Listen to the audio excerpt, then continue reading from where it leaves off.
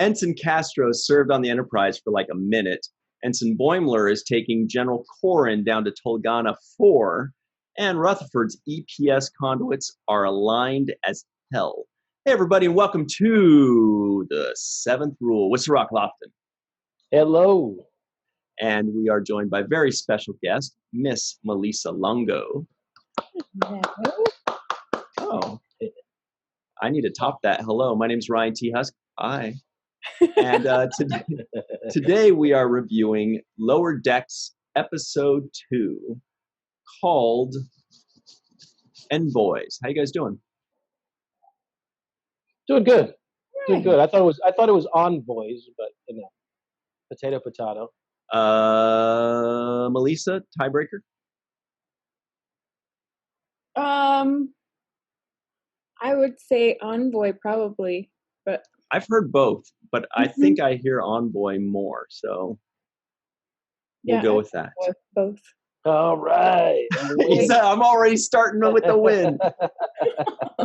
Okay, Cirroc, if you know everything so much, then what was the shape-shifting alien that was an Andorian and then a little boy, Cirroc Lofton? That was a Anobaj. No, that was another one, but that was good knowledge there. That's all I had to say. That was something called a Vendorian, and our friend Mr. Don Crandall in the Lower Decks group reminds us that's from the animated series episode called The Survivor. Ooh. Also, shout out to two other people in the Lower Decks group. By the way, Star Trek Lower Decks group on Facebook. Check that out. That's where everybody does the discussions. They both pointed out, George Magnum and Alec Quach pointed out that Rutherford, Ensign Rutherford, is quite possibly the first Starfleet officer to wear all 3 uniform colors in a single episode. Wow. Nice trivia there. All right, that's all I got. Take it away, Malissa. Sure. Sure. Go ahead. No. Well, what about your action figure? Your Patrick Stewart action figure that you have. Yeah, special thanks to Casey Shapsky for sending the Captain Picard in Tapestry. Stop it, Q! I don't want to play your game anymore! He says something like that. So he wears 2 outfits in the show. Actually, in that episode, he also wears a 3rd cadet uniform in Tapestry. Okay. Anyway. Any other characters that we know that have switched? Worf changes over from, first red and then gold and then back on Deep Space Nine into red. Data goes from gold to red. He's in red in what was the one? Gambit parts 1 and 2, which had that really cool episode where Worf is like being all fussy to Data. He's like, Captain Picard would have done it. Or no, he says, finally. And then Data takes him and reprimands him. And then Data says, I'm sorry if I have ended our friendship. And then Worf says the cutest line ever when he's like, no, it is I that have whatever the fuck he says. And he's like, and I would appreciate it if you would overlook this. And Data's like, as would I. And we're just like, oh my God, this is the sweetest thing I've ever, it was the sweetest. Anyway, let's talk about Lower Deck. Yeah, it was great. I loved it. So who's this Ensign Castro that served on the Enterprise? Any follow-up on that? That is a non-appearance mention as far as I know. Okay. But that is a great question. I hope the people in the comments below can tell us if Castro was mentioned or was in one episode of The Next Generation. I don't remember a Castro, but it's a common enough last name for it to be somebody. Malissa, do you know? No. I don't. So what do you think of the episode, Cirroc? Well, I'm still letting it grow on me. Because we're dealing with a whole different kind of Star Trek here, in the realm of comedy and then also the realm of animation. So I'm processing that when I'm watching it. So it's a little bit difficult for me to put myself in the mindset of, okay, this is just relax, unwind. This is not serious. This is just for jokes. So you can't really relax Yeah. too much on this because it moves so quickly, though, right? That's the one thing that does stand out to me is the pace. I mean, it literally is a quick-witted, quick pace. There's a lot of dialogue in there. So, and sometimes it goes by so fast that it loses me because I don't get the references or I don't get the jokes. You know, oh yeah, that's like an Andolian. Blah, blah, blah. You know, I'm like, all right, what's going on here? Yeah. So the dialogue and the quickness of the pace, the tempo is actually harder for the people that don't have all the background knowledge. Yeah. Malissa, how do you feel about the references whizzing by? Do you pause and try to catch all of them, or you just go like, the internet will tell me what I missed? No, it depends on how much time I have, because it is very fast paced. So it is difficult to catch all of the references, and to do that, you would have to sit and rewind and rewind and rewind. But it's fun. The references that I do catch, they are fun to get. Yeah, both episode 1 and 2 are full, jam-packed of energy. And it's like, zoom. So. Yeah. Especially the lead of this show, the lead character. Yeah.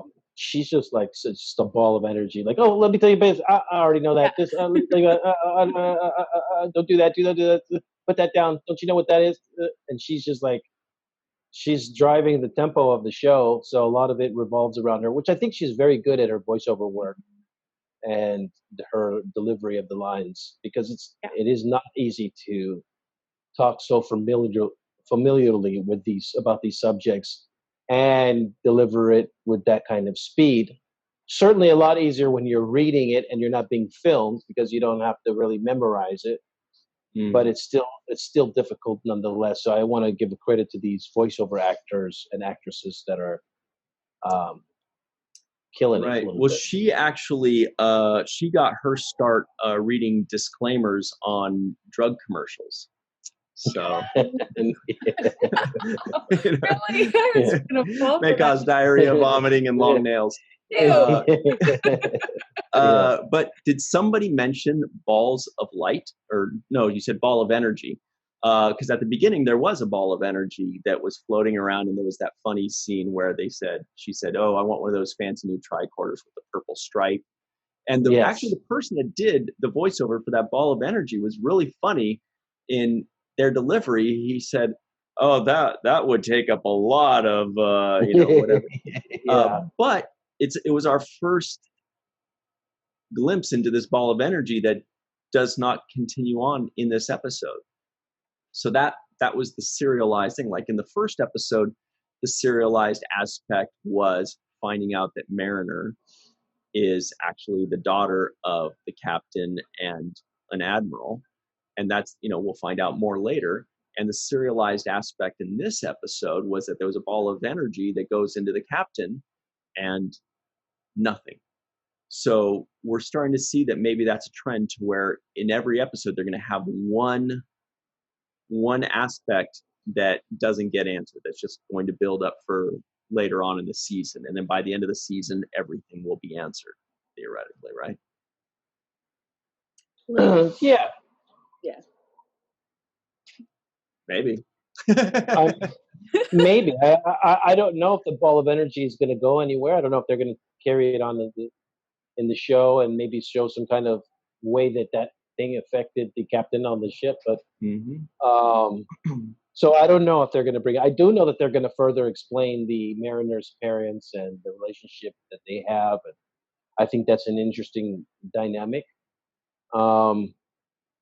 And I think that that brings a level of familiarity for me, because I want to see the storylines about family and interactions of that I can relate to from the audience perspective, because a lot of the stuff is difficult for me to relate to.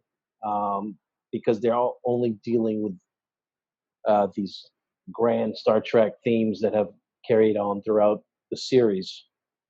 So I think it's going to be good once they get into talking about different stories and more of the interpersonal relationships and workings between each other. Mm-hmm. Yeah, I think I definitely think that the ball of energy will come back. I don't see them putting that in there. Otherwise, it would have just gone out the ship. You know what I mean? Like, if it was just a gag, but it went into the captain. And Star Trek has had in the past, a ball of energy, take over a character. I feel like it's happened like 3 or 4 times in separate series here and there. So which one of those things it is, I don't know, but it's probably going to be, the same thing that happened in previous episodes. I can't remember which episodes did that specifically. I could take a guess, but I'd probably be wrong. Malissa, any ideas? Not off the top of my head.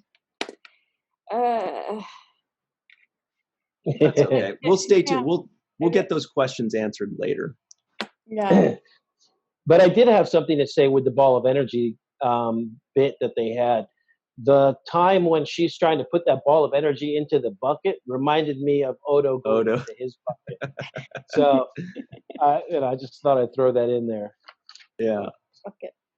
Yeah, and the voice of the energy was good. I don't know who plays the voice, but his sarcasm was pretty amazing, and just the way he delivered those lines, I thought was pretty good. Yeah, IMDb is not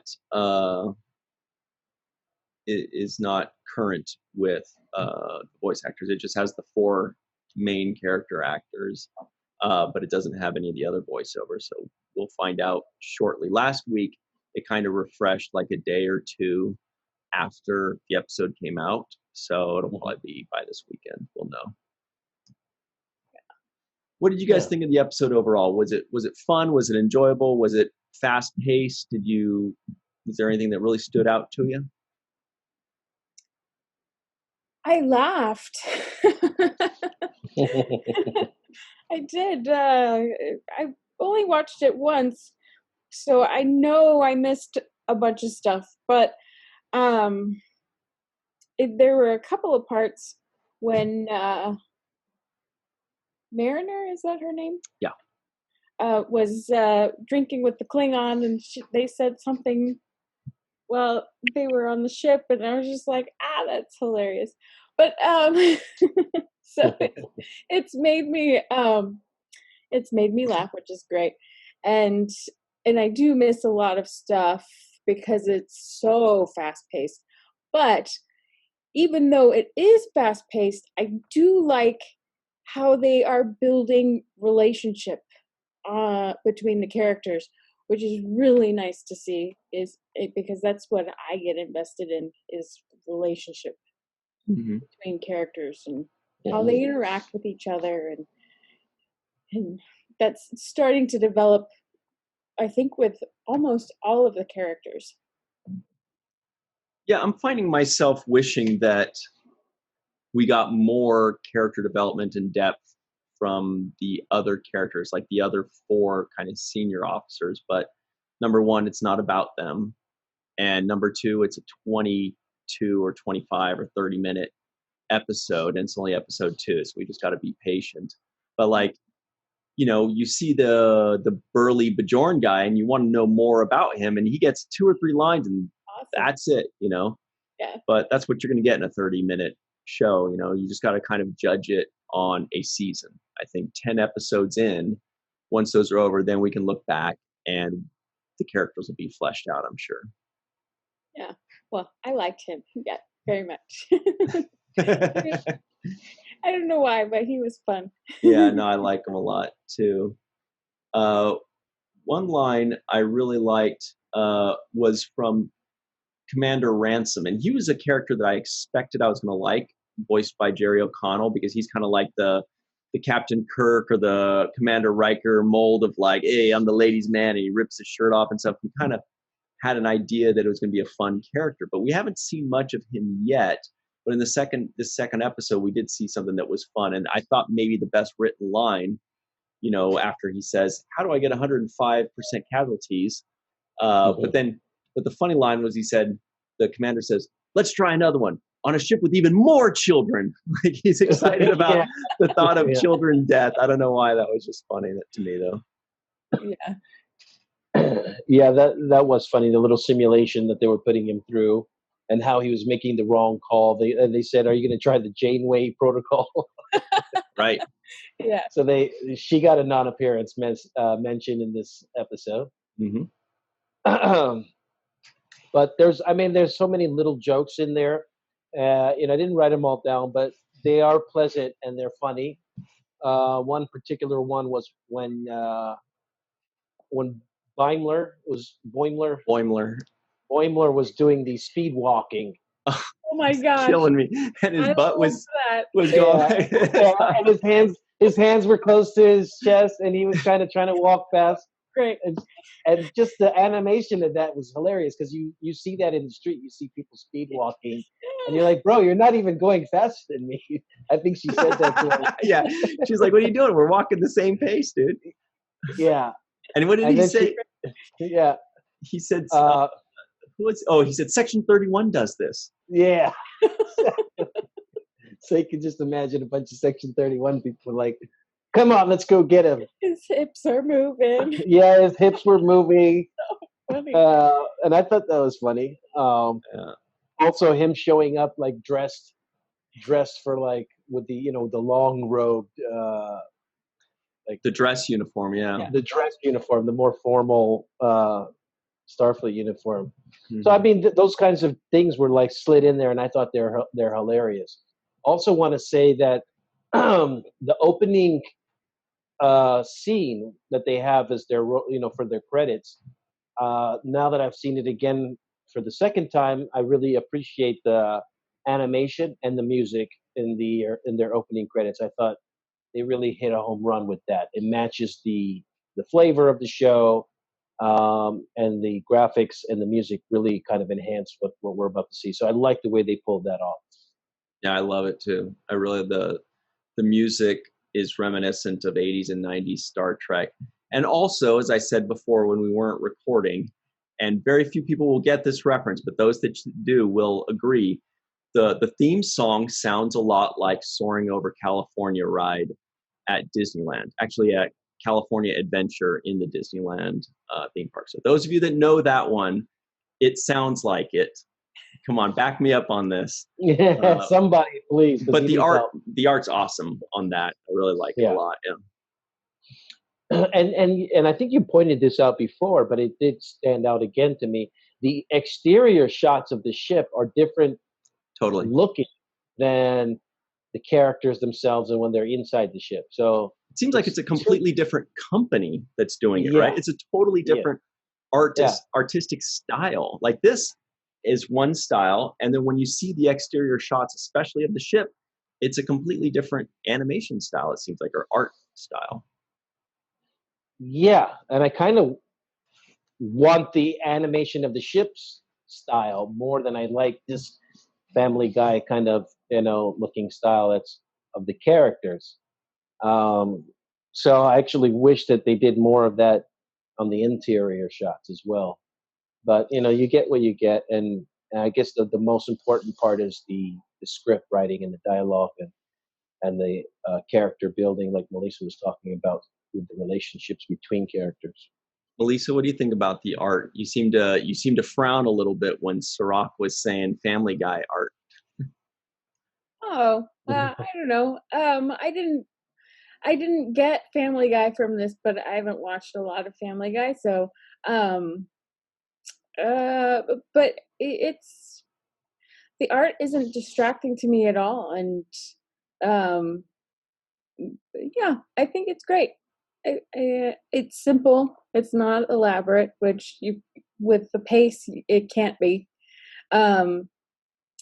because drawing it takes a long time. And I know they're doing this, on computers and what have you, but still, it takes a lot of work to put one still together. So it, with the pace, I think the art fits well. Yeah. So I don't know. Let's talk about the funniest moments since we are already kind of on that subject. Actually, we're going to take a break in a couple minutes. So before we get to the fun, oh man, what a tease. Stay tuned for the funniest moments of the episode. But before that, another quick piece of trivia. Did you guys notice the Lurian, which is what Morn is? There was a Lurian in that Andorian bar, or the bar with the Andorians on that planet. Did you notice that?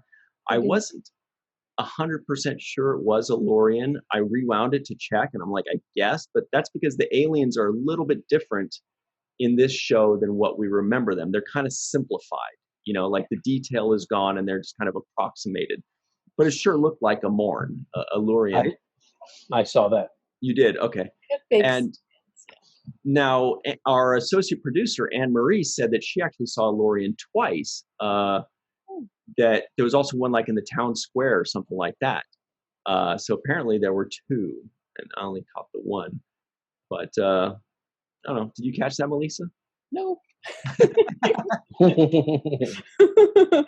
Pass. And it was quick. Yeah. No, I definitely caught it. I thought I said to myself, "Wow, that's I don't know the name of the species," but I said, "Is that Morn?" Yeah, that's a Morn. That's a Morn over there. That's a Morn. Yeah. I have to go watch it again because, as I said, I only watched it once and I didn't rewind. Yeah, I did. I had to rewind because I could, like, if I just watch like this, if I try to write anything down, then I've missed 10 things, so I have to, and Yeah. I don't want to take 3 hours to watch it, but I do want to try to catch, the things that are out there. Yeah. Okay, well, let's take a quick break and we'll come back and talk about the humor of the show. And then Cirroc suggested that Malissa pick 3 characters that she hopes would die on the show. So. Oh, okay. I remember that. Yeah, he's like, oh, I did. I did say that. All right, we'll be right back on the 7th Rule. Hey, everybody, and welcome back to the 7th Rule with Malissa Longo and Cirroc Lofton. My name is Husk. Do us a favor, please, guys. It's totally free. Hit subscribe, hit the like button, comment below, hit the bell icon for notifications. It costs you nothing, and it makes our day, and we really appreciate it. So if you haven't already subscribed, please just click the subscribe button, hit the bell icon, and you are then officially helping us to succeed in this crazy world. Absolutely. So anyway, let's talk about the jokes, because this show is going to be, I think, about really 3 things. One is going to be the storylines that kind of go throughout the season, the overarching storylines. The other one is going to be about the jokes, obviously. And the third one is going to be about the nonstop Star Trek references. But because that's what we really look for as Star Trek nerds. Were there a couple parts that made you laugh the most, Cirroc?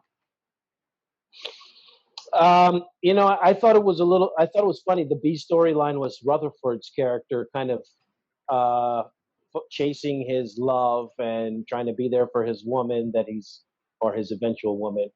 But he wants to please her, and he wants to change his career so he can make time for her.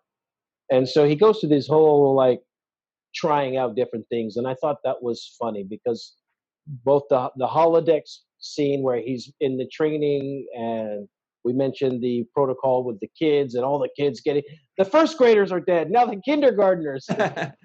Pre-K. And pre-K. And I was like, geez, this is really bad. So that was funny. And then when he tried to be a doctor in this episode and he went into the medical profession, I thought it was hilarious when he was trying to comfort the guy, and the guy's, he's dying, and he says, what are those, thorium burns? You should be dead already. or something like that. Yeah, he's like, well, how are you still alive? How are you still alive? And I'm like, wow, this guy sucks at this. So I like that little that humor there. Also, Operation Smorgasbord, like he was going to overload him with all these guys to fight. So I like that. Those little drops of humor I thought were hilarious. I have a lot of things to nitpick sometimes, but one of the things I kind of wrote in my notes was, how did Rutherford not know that his cyborg implants could make him fight? Like when they gave it to him, they didn't say, oh, it can do this, and can you? They're just like, oh no, we put this thing in, figure it out. You find out what it can do. He's like, oh, I wonder if it can help me fight. Let me see. What do you know? Like, wouldn't he have known that? I don't know. Maybe not. If he's got his head in science all the time, it probably didn't occur to him.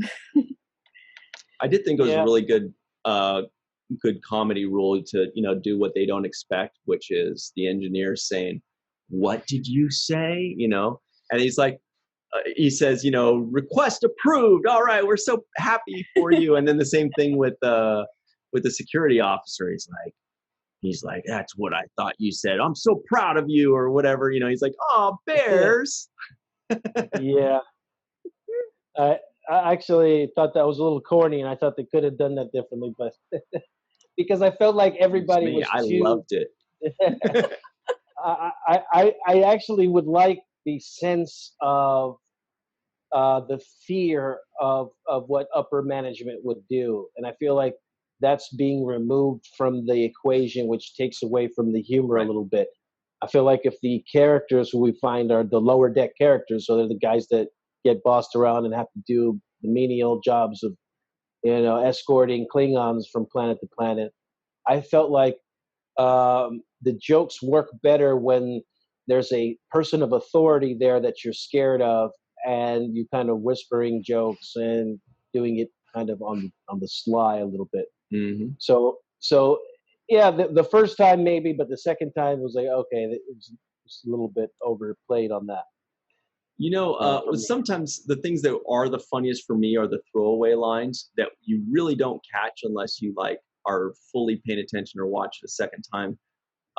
Like one was when he was talking to the chief engineer guy, whose name I don't know, but I'm sure some people do.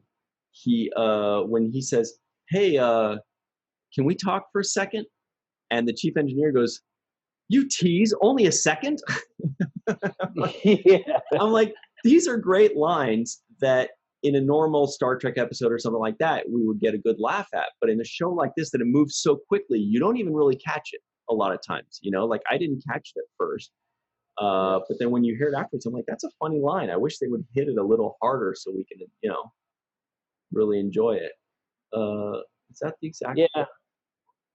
Mariner also had a funny couple of scenes. One in which I thought was funny when they got inside the little ship and she kept saying, "Blast shields on, blast shields up," and the blast shields kept coming up and down. And that's like what I would do. If I was the first time on the ship, I'd probably be firing photons and shit. They'd be like, "Hey, guy, calm down, man." Like when you and Nog in that episode of the Dominion, he's like, Yeah. "Put up the shield, evasive maneuvers, phasers on lock." Yeah, exactly. Photon torpedoes. Yeah, photon torpedoes, fire the photons. And there was also stupid humor in here that I thought. Sometimes I'm a big fan of just like the dumb, stupid humor. And one of them was when Boimler was getting into a fight with that big alien thing, and Mariner's and Mariner's idea to stop the fight was basically to pickpocket him and take his wallet. And his line was, "My wallet! Oh, dang!" But of course, in this alien language. But I thought that was kind of hilarious. Like, any alien out there, if they lose their wallet, it's like a disarming thing. Like, where's my wallet? Yeah, it's a bad day if you lose your wallet in any way. Yeah, exactly. Now, Malissa, did you have a few funny parts that stood out to you? Was it the Anabaj, as Cirroc mentioned at the top of the show, that was going to implant eggs in his throat, or what was it? Oh my gosh, I forgot about that. That was kind of funny, and how she was cooling her down. I think that was funny. Yeah. Yeah. It's like, I know what you're thinking. I can read your mind. You like it, don't you? But I think we're not talking about the biggest thing in this episode. I'm waiting for you to bring it up, and that was the Ferengi in this Yes. episode. I'm waiting for you to bring that. Was there a Ferengi? Oh. Not only was there a Ferengi, but I mean, this guy was almost impersonating Nog. Right. It was almost like he was doing a caricature of a Ferengi, and he looked a lot like Nog. And there was funny when he's like, hand. The hand thing. He's even doing the hand thing. Yes, yes. Malissa, how'd you feel when you saw him? It was funny. I didn't get Nog right away. But that's because I've seen the Ferengi on TNG, so it kind of reminded me of them, and I was going to say, Ferengi on Voyager. Mm-hmm. He was definitely more like the TNG Ferengi that were just very like, right, until the end, and then we figure out that he's a regular Joe with family and what have you. Mm-hmm. And they kind of dispel that stereotype of like, I'm such a Ferengi, but when you talk to him regularly, he's like, oh, cheery old chap. He's like all dignified, and right? Whatever. Yeah. There was also one question on the subject of familiar aliens. There was one question that I'm sure has been asked by many Star Trek fans before Lower Decks happened. And I'm sure that question is, hang on a second. But what kind of Klingons are there going to be? Is it going to be real Klingons, or is it going to be Discovery lizard guy Klingons? This is not me talking. This is the general public. And to most people's delight, I think, it was revealed that the Klingon looked like the standard Klingon that we are used to. You guys catch that and breathe a sigh of relief?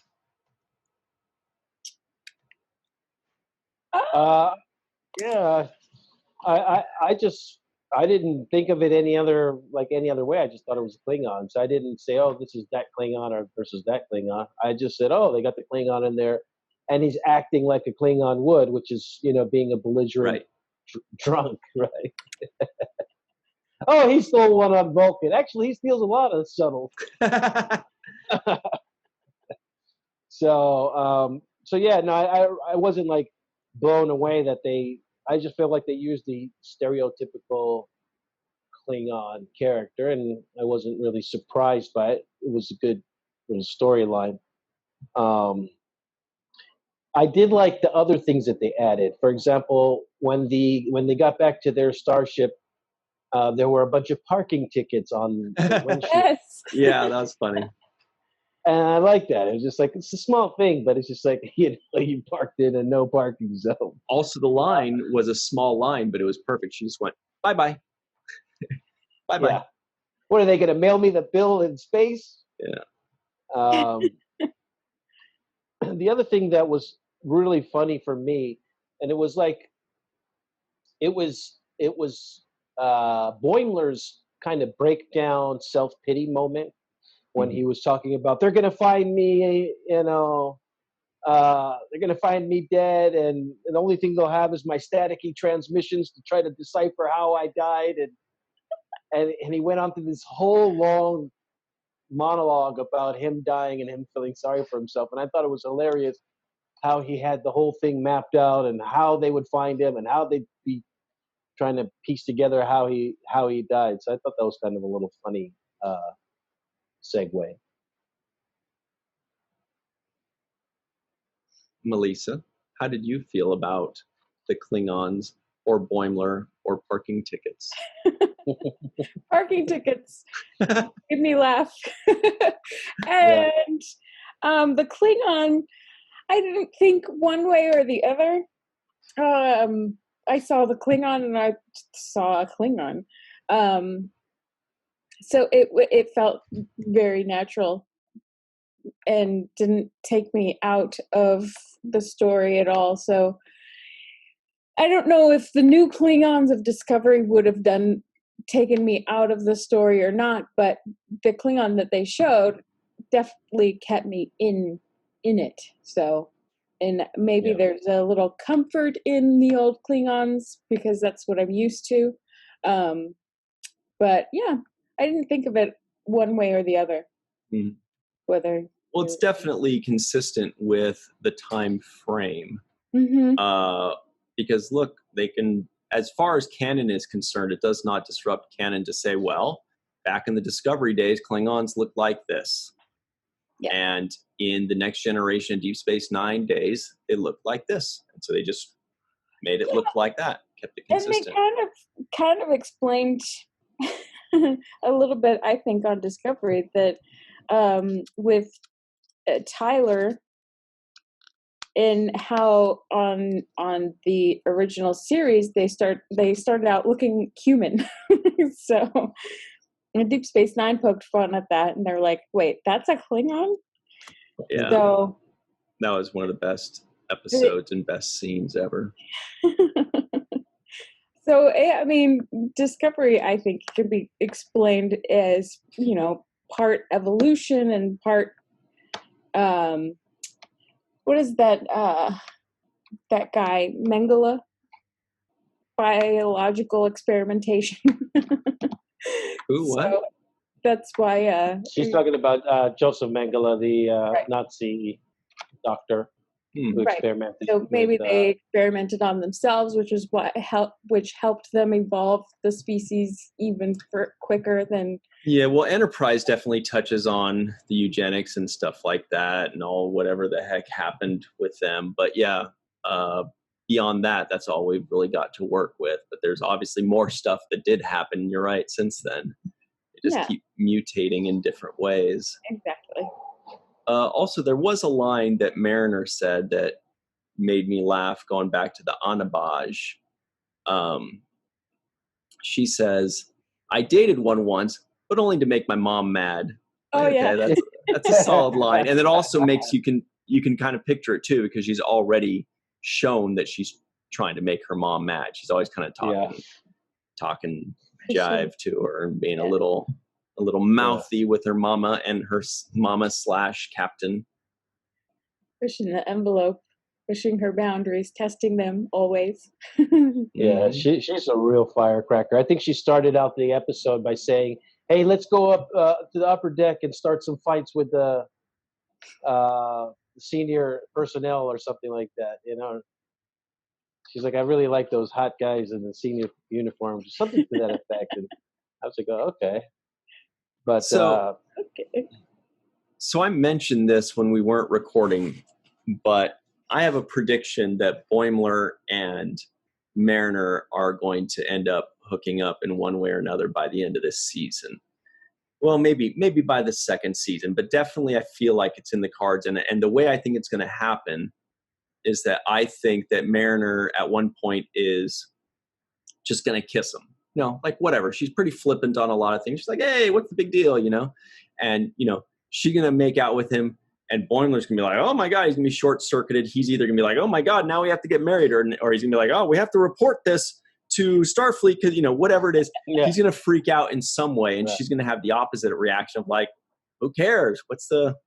Whatever, we just kissed. Who cares? I kind of like you. I don't like you that much, dude. Just relax, That's a prediction. I don't know. But I think something like that may occur. What do you guys think? I could see that happening, and I could definitely see her taking charge of the situation, because that's the nature of their relationship. But you can see that she's got a soft spot for him, or otherwise she wouldn't have wrangled the Ferengi to make him feel better. So, yeah, I could see that prediction, and I would be okay with that.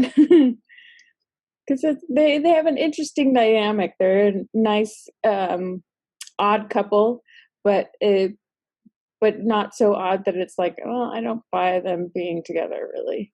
I would buy them being together. Yeah, I don't think it would be so much outside the realm of possibility for them to hook up. Certainly looks like they're setting the stage that way. But I thought it was interesting how quickly Boimler jumped on the opportunity to throw her under the bus in front of the rest of the Starfleet when they got back to the bar. Yeah. About that. And he was even doing the hand things and everything. He thought it was a Bolian. Yeah. Yeah. He threw her under the bus pretty quickly, and she Pretty took hard. it in stride, obviously knowing that was what was going to happen. And it looks like she's building his confidence. Mhm. Like she's building his confidence. She's, kind of letting him know that he's good for Starfleet, because he is the typical Starfleet guy. The rules say this, and according to that, and right. we shouldn't be doing this. So he's really a kind of a by the book Starfleet guy. Mhm. And that's really what's happening in this show to me is the big dynamic that's at play is the people that are sticklers, conservative in the Starfleet ideology, and then the more liberal people that are carefree and not so much by the books, which is what we're seeing with Mariner's character. So I think that's going to be the biggest overarching thing in this show is the dynamic between the by the book people, rules say this, and screw the rules. We do it the way we want to do it. Yeah. Right. And these guys are. Yeah. Sorry, go ahead, Malissa. Oh no, I was just gonna say, and how they balance each other out, and how one extreme, and they're both on the extremes, and they're come to the middle to find a common working relationship, and what they learn from the freeness and then the by the bookness. So I think that's interesting too. Yeah. Now, these characters are okay because it's an animated show, but we all know that if these characters were on, the Enterprise or on Deep Space Nine, they would not make it past day one because Boimler is a complete wreck and Mariner is obnoxious and insubordinate. And there's just no way that they would make it in Starfleet at all in any way past day one cadet. But it's animated, so we go, okay, whatever. That's how it's going to. I mean, we're going to suspend disbelief and be more interested in just character development and world building, I think. Yeah, I mean, I think that you're right in that they're more caricatures of what we've seen before, and it's okay because it is animated and it's not. You can suspend the reality even more than you could probably with a live action show. We only have a few minutes left, but I'll tell you what I want to see more of, and I don't know if we're going to get it, but I want to see more of the characters interacting with different characters. I mean, basically, we've had kind of 2 episodes of Boimler and Mariner together and Tendi and Rutherford together, and we get it. Okay, so that's kind of like going to be the A story, and that's going to be the B story. But that's going to be, I feel like that's going to get old if that's for 10 episodes. I feel like we got to change it up, have Mariner be with Shax and Tendi, and have Rutherford be with, Boimler and Dr. Ta'ana or whatever her name is, like kind of change it up, mix it up a little bit. We get that those are the 4 main characters and they're going to get the most, airtime, and we get which ones are the 2 main characters. But I still want to see them kind of mix it up a bit. I don't know. Do you guys think we're going to get that, or you think it's just always going to be 2 or A story, 2 or B story, and everybody else is kind of surrounding them? I think it's hard to say right now. It's only the 2nd episode, so I don't know how they're going to spin it. I do agree that I hope that they interact with each other and it's not just the same, pairing all the time with the same, getting out of the same situations all the time. I do hope that they mix it up and show how they get themselves out of different kinds of situations, but work together as a collective, not just these two and then these two. That makes sense.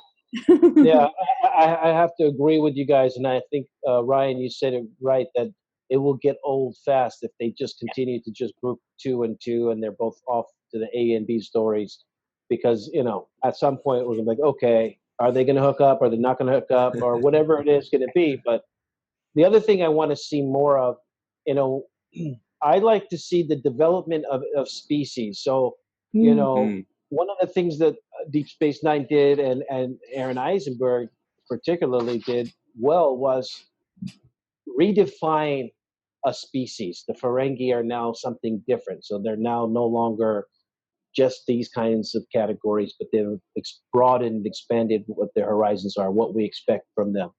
And I think they can address that same kind of expansion on aliens, whichever one they choose, and show us a transition of something different, maybe whatever it is, but it be out of character for them. So maybe a Klingon that doesn't act like a Klingon, or a Bolian that's something different, and maybe having more, different life choices to face. I love Bolians.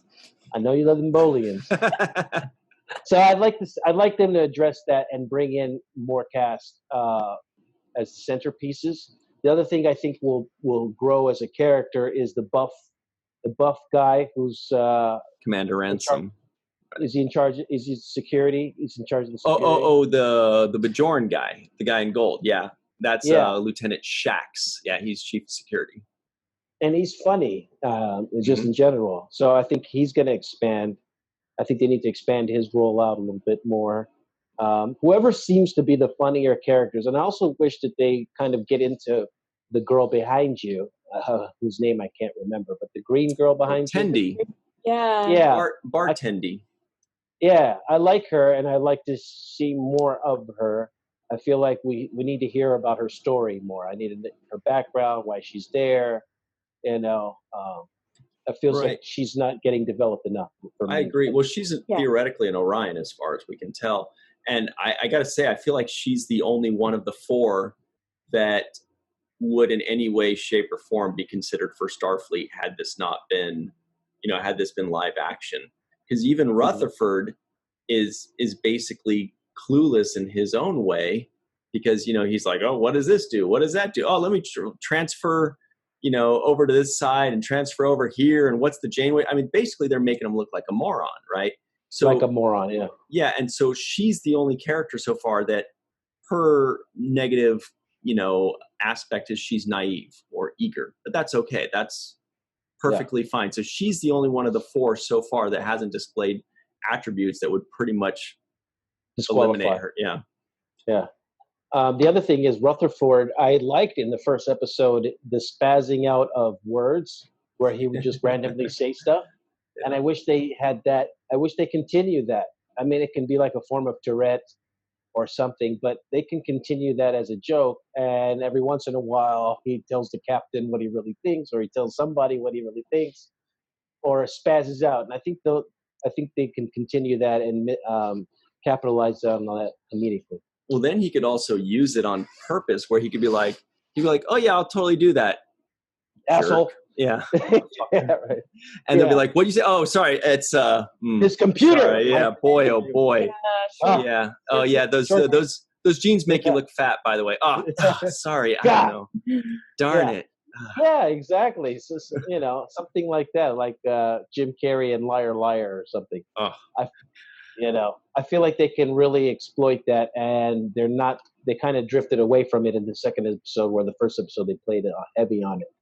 So, I know they're going to get their feelers out there, and we're still establishing stuff, but the growth, I think, is going to be on developing more characters other than the four, and also giving us more backstory on people like Tendi. Well, you know what her middle name is? Loin. Okay. Oh. No, okay. Well, looks like that's all the time we have. All right. Boy, oh boy, we should have stopped 10 seconds ago. There it is. We know who won't be writing for this show. No, actually, that's not her. Her real middle name is Roni. Oh, even worse. That's better. What do you Is mean? this thing on? Are we still on? Hello? Tendi Roni, guys. Ladies and Tendi Roni? No? Okay. Where's the All off button? Where is it? Where are we? Yeah. All right. That's enough, ladies and gentlemen. All right, back to your quarters, damn it. All right. Wow. All right. Or here's another quote from Picard. Not good enough, damn it. Not good enough. Anyway. So, that was fun. Stay tuned next week. We will review episode 3, and we'll have new names for Tendi. In the comments below, please let us know if you think her name should be Bar Tendi, Tendi Loin, or Tendi Roni. I think I'm going to love her for the rest of my life. Oh, God. She's my only love. Oh, God. Oh, man. Oh boy. Yeah, this is not good. I'm not even going to throw in something. I was going to add to it, but I don't think I should encourage not it. good. I think you should. All right, well, her middle name might be Commandments. Okay. Oh, Malissa hates that. Melissa, look at, she hates it. It's not that she doesn't like it. It's that she hates it. She don't literally hate hates it. Just- As if she's... What's that smell? Yeah, that's what it was like. It's like she just smelled blue cheese. and I enjoy blue cheese. Well, or Tendi Commandments, guys. Oh my God. What is happening here? Do you have one, Melissa? No. Evolving. Don't. All right. So please, everybody, don't forget to subscribe and hit the bell icon. We will never make stupid jokes ever again. We like to just get them out of the way, in one episode. Now we're done for the rest of the year. For the rest of this show. Season. No puns, no joke for the rest of the show. With Tendi bike? No. Like tandem. But Oh, they meant like 10-speed bike. 10-speed bike. Oh, God. Yeah, you fixed it. Yeah. That's like a 3 on a scale of 1 to 10D. So anyway, see you around, guys. Special thanks to Melissa Longo for joining us and classing up the joint as she does for us. Always. And as always, ladies and gentlemen, remember the 7th rule.